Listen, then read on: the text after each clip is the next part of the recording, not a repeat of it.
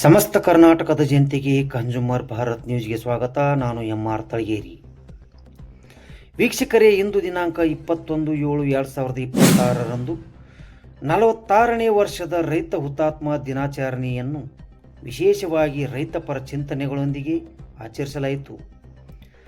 ರಾಜ್ಯದ ವಿವಿಧ ಜಿಲ್ಲೆಗಳಿಂದ ಹಾಗೂ ತಾಲೂಕುಗಳಿಂದ ಸಾವಿರಾರು ರೈತರು, ರೈತ ಮುಖಂಡರು, ರೈತಪರ ಚಿಂತಕರು ಮತ್ತು ರೈತ ನಾಯಕರು ಮಹಾಲಿಂಗಪುರ ನಗರಕ್ಕೆ ಆಗಮಿಸಿ ಹುತಾತ್ಮ ರೈತರಿಗೆ ಗೌರವ ನಮನ ಸಲ್ಲಿಸಿದರು.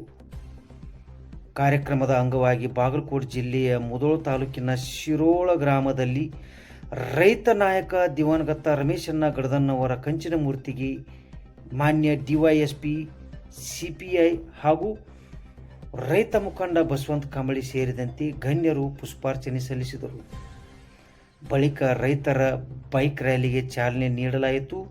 ನಂತರ ಮುಧೋಳ ನಗರದ ಸ್ವಾತಂತ್ರ್ಯ ಹೋರಾಟಗಾರ ಸಂಗೊಳ್ಳಿ ರಾಯಣ್ಣ ಅವರ ಪ್ರತಿಮೆಗೆ ಪುಷ್ಪಾರ್ಚನೆ ಸಲ್ಲಿಸಿ ರೈತರು ಅಲ್ಲಿಂದ ಬೈಕ್ ರ್ಯಾಲಿ ಮೂಲಕ ಮಹಾಲಿಂಗಪುರ ನಗರಕ್ಕೆ ಆಗಮಿಸಿದರು. ನಗರದ ಚೆನ್ನಮ್ಮ ವೃತ್ತದ ಬಳಿಯ ವೇದಿಕೆಯಲ್ಲಿ ಹುತಾತ್ಮ ರೈತರಿಗೆ ಮೌನ ನಮನ ಸಲ್ಲಿಸಲಾಯಿತು. ಈ ಸಂದರ್ಭದಲ್ಲಿ ರೈತರ ರಾಜ್ಯ ನಾಯಕ ಕೂಡಿಹಳ್ಳಿ ಚಂದ್ರಶೇಖರ್ ಅವರು ಮಾತನಾಡಿ, ರೈತಪರ ವಿವಿಧ ಬೇಡಿಕೆಗಳನ್ನು ಸರ್ಕಾರ ಈಡೇರಿಸಬೇಕೆಂದು ಆಗ್ರಹಿಸಿದರು. ನಂತರ ಉಪ ವಿಭಾಗಾಧಿಕಾರಿಗಳಾದ ಶ್ರೀಮತಿ ಶ್ವೇತಾ ಬೇಡೇಕರ್ ಅವರಿಗೆ ಮನವಿ ಪತ್ರ ಸಲ್ಲಿಸಲಾಯಿತು. ಮನವಿ ಸ್ವೀಕರಿಸಿದ ಉಪ ವಿಭಾಗಾಧಿಕಾರಿ ಶ್ವೇತಾ ಬೇಡೇಕರ್ ಅವರು ರೈತರ ಬೇಡಿಕೆಗಳನ್ನು ಸರ್ಕಾರದ ಗಮನಕ್ಕೆ ತರುವುದಾಗಿ ಭರವಸೆ ನೀಡಿದರು. ಜೊತೆಗೆ ಕೆಲವು ಅಭಿವೃದ್ಧಿ ಕಾಮಗಾರಿಗಳ ಕುರಿತು ಮಾಹಿತಿಯನ್ನು ನೀಡಿದರು. ಬಳಿಕ ರೈತ ನಾಯಕ ಕೂಡಿಹಳ್ಳಿ ಚಂದ್ರಶೇಖರ್ ಅವರು, ರೈತ ಮುಖಂಡ ಬಸವಂತ ಕಾಂಬಳಿ ಹಾಗೂ ಇತರ ರೈತರ ನಾಯಕರು ಮಾತನಾಡಿ, ಮಹಾಲಿಂಗಪುರವನ್ನು ತಾಲೂಕಾ ಘೋಷಿಸುವಂತೆ ಸರ್ಕಾರದ ಮೇಲೆ ಒತ್ತಡ ಹೇರಬೇಕೆಂದು ಒತ್ತಾಯಿಸಿದರು. ಅಲ್ಲದೆ ಮಹಾಲಿಂಗಪುರ ತಾಲೂಕಾ ಹೋರಾಟ ಸಮಿತಿಯು 1564ನೇ ದಿನಕ್ಕೆ ಹೋರಾಟಕ್ಕೆ ಬೆಂಬಲ ಸೂಚಿಸಿದರು.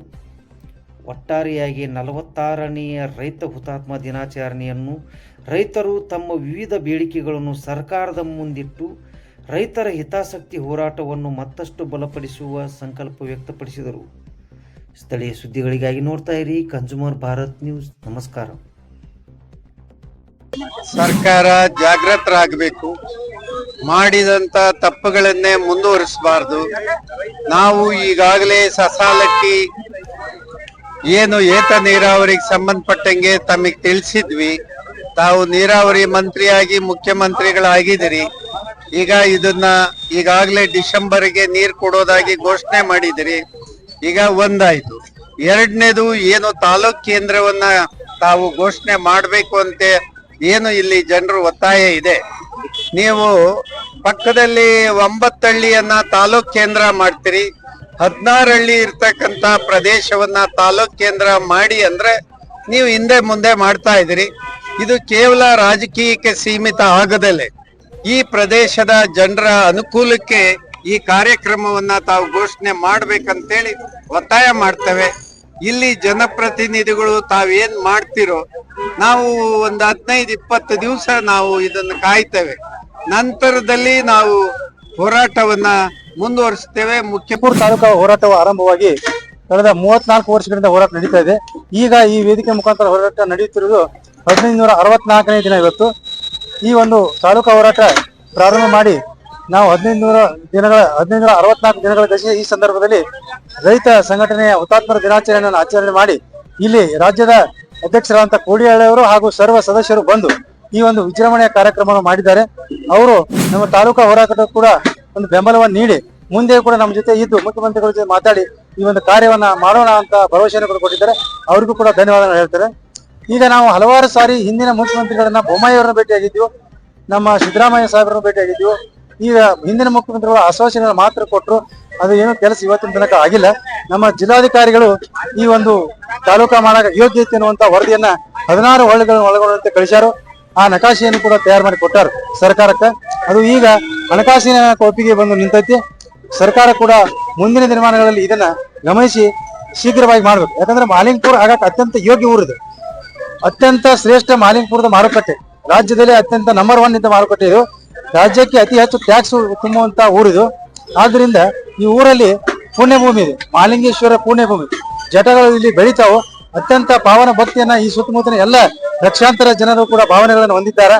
ಆದ್ರಿಂದ ಇಂಥ ಒಂದು ಪುಣ್ಯಭೂಮಿ, ಒಂದು ವ್ಯಾಪಾರಿ ಕೇಂದ್ರ ಹಾಗೂ ಕಬ್ಬು ಬೆಳೆಗಾರ ಈ ಒಂದು ಪಟ್ಟಣವನ್ನ 14 ಹಳ್ಳಿಗಳನ್ನ ಒಳಗೊಂಡಂತೆ ಮಾಡುವುದು ಅತ್ಯಂತ ಯೋಗ್ಯ ಕಾರ್ಯ. ಅದಕ್ಕೆ ಈ ಸರ್ಕಾರಗಳು ಕೇವಲ 9 ಹಳ್ಳಿ ಇರುವಂತಹ ಕೇರಳನ ತಾಲೂಕಾಗಿ ಘೋಷಣೆ ಮಾಡ್ಯಾರ. ಆದ್ರೆ 16 ಹಳ್ಳಿಗಳಿರುವಂತಹ ಒಂದು ಈ ಊರನ್ನ ಮಾಲಿಂಗಪುರನ್ನ ಮಾಡದೇ ಇರುವುದು ಕೂಡ ಒಂದು ಒಳ್ಳೆಯ ಸಂಗತಿ ಅಲ್ಲ. ಸರ್ಕಾರ ಇದನ್ನ ಗಮನಿಸಬೇಕು. ಯಾಕಂದ್ರೆ ಅತ್ಯಂತ ಯೋಗ್ಯ ಯಾವ್ದೈತಿ ಅದನ್ನೇ ಬಿಟ್ಟು ಸಣ್ಣ ಸಣ್ಣ ಊರುಗಳನ್ನ ಬಹಳ ಕಡೆ ರಾಜ್ಯದಲ್ಲಿ ಮಾಡ್ಯಾರ. ಆದ್ರೆ ನಮ್ಮೂರ ಹಿಂದಿನಿಂದಲೂ ಕೂಡ ಈ ಫ್ಯಾಕ್ಟರಿ ಓಪನ್ ಆಗೋಕ್ಕಿಂತ ಮೊದಲು ಬಹಳ ಬೆಲ್ಲದ ವ್ಯಾಪಾರಿ ಕೇಂದ್ರ. ಈಗಾಗಲೇ ಈಗ ಬಹಳ ಫ್ಯಾಕ್ಟರಿಗಳು ಆಗ್ಯಾವು. ಆದ್ರೆ ಹಿಂದೆ ಮಾಲಿಂಗಪುರನೇ ಪ್ರಧಾನ ಬೆಲ್ಲದ ವ್ಯಾಪಾರದ ಕೇಂದ್ರ ಆಗಿತ್ತು. ಆದ್ರಿಂದ ಇಂಥ ಒಂದು ವ್ಯಾಪಾರಿ ಕೇಂದ್ರ, ಆಧ್ಯಾತ್ಮಿಕ ಮಾಲಿಂಗೇಶ್ವರ ಪುಣ್ಯಭೂಮಿಯನ್ನ ತಾಲೂಕಾ ಕೇಂದ್ರವನ್ನಾಗಿ ಸರ್ಕಾರ ಮಾಡ್ಬೇಕು. ಈ ಜನರ ಬಹಳ ಒಂದು ದೊಡ್ಡ ಬೇಡಿಕೆ ಇದೆ. ಇಲ್ಲಿ ಅತ್ಯಂತ ಒಳ್ಳೆಯ ಜನ ಆಧಾರ, ಭಾವೈಕ್ಯತೆ ಕೇಂದ್ರ ಐತಿ, ನೇಕಾರರ ಕೇಂದ್ರ ಐತಿ. ಈ ತರ ನೇಕಾರರು ಕೂಡ ಇಲ್ಲಿ ಬಹಳಷ್ಟು ಇದ್ದಾರೆ. ರೈತರು ಕೂಡ ಎಲ್ಲರೂ ಬೇರೆ ಬೇರೆ ಹಳ್ಳಿಗೆ ಹೋಗೋದು ತಪ್ಪಬೇಕು. ಸಾರ್ವಜನಿಕರು ಕೂಡ ಇದೇ ಊರಲ್ಲಿ ಎಲ್ಲ ಸೌಲಭ್ಯಗಳು ಸಿಗೋಂಗಾಗಬೇಕು ಅನ್ನುವಂತ ವಿಚಾರ ನಮ್ಮ ತಾಲೂಕಾ ಹೋರಾಟದ ವೇದಿಕೆ ಐತಿ. ತಾಲೂಕಾ ಹೋರಾಟದ ಅಧ್ಯಕ್ಷರಾಗಿರುವಂತ ಸಂಗಪ್ಪನ ಹಳ್ಳಿಯವರು, ನಮ್ಮ ಕಾರ್ಯಾಧ್ಯಕ್ಷ ದರಪ್ಪನ ಸಾಂಗ್ಲಿಕರ್ ಅವರು, ಮುಖಂಡರಾದಂತ ಮಾಂತೇಶಣ್ಣ ಹಿರೇಮಠ ಅವರು ಹಾಗೂ ಗಂಗಾಧರ್ ಮೇಟಿ ಅವರು, ಈ ತರ ಹಿಂಗ ಶಿಕ್ಷಣ ಕೇಂದ್ರಗಳು ಕೂಡ ಅದಾವು. ಎಲ್ಲ ರೀತಿಯಲ್ಲೂ ಯೋಗ್ಯವಾದಂತ ಈ ಒಂದು ಮಾಲಿಂಗಪುರ ಪಟ್ಟಣವನ್ನ ತಾಲೂಕಾ ಕೇಂದ್ರ ಸರ್ಕಾರ ಶೀಘ್ರವಾಗಿ ಘೋಷಣೆ ಮಾಡಬೇಕು.